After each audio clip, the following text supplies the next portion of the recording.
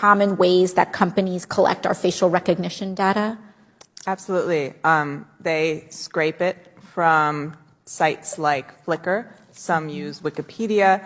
They collect it through massive networked market reach. So Facebook is a great example of that. So if you've ever posted a photo of yourself to Facebook, that could be used in a facial recognition database. Absolutely, by Facebook and potentially others. Could using a Snapchat or Instagram filter help hone an algorithm for facial recognition? Absolutely. Can surveillance camera footage that you don't even know is being taken of you be used for facial recognition? Yes, and cameras are being designed for that purpose now. And so currently cameras are being designed.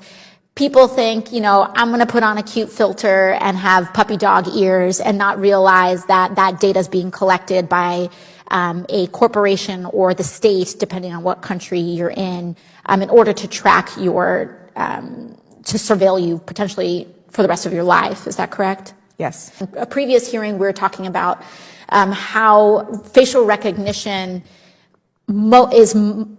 oftentimes have the highest error rates for Black and brown Americans, and the worst implications of this is that a computer algorithm will tell a Black person that they have likely committed a crime when they are innocent. How can a consumer or a constituent really have any sort of recourse against a company or an agency if they've been misidentified? Right now, there are very few ways. There's the Illinois Biometric Information Privacy Law that allows private actors to bring litigation against companies for corporate misuse of biometric data.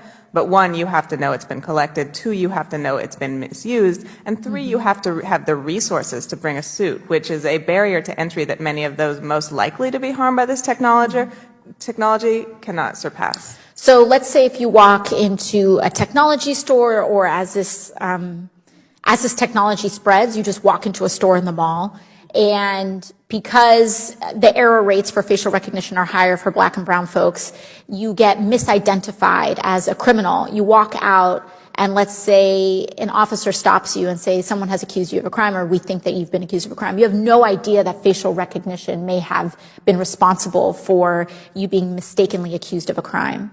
Is that correct? That's correct, and we have evidence that it's often not disclosed.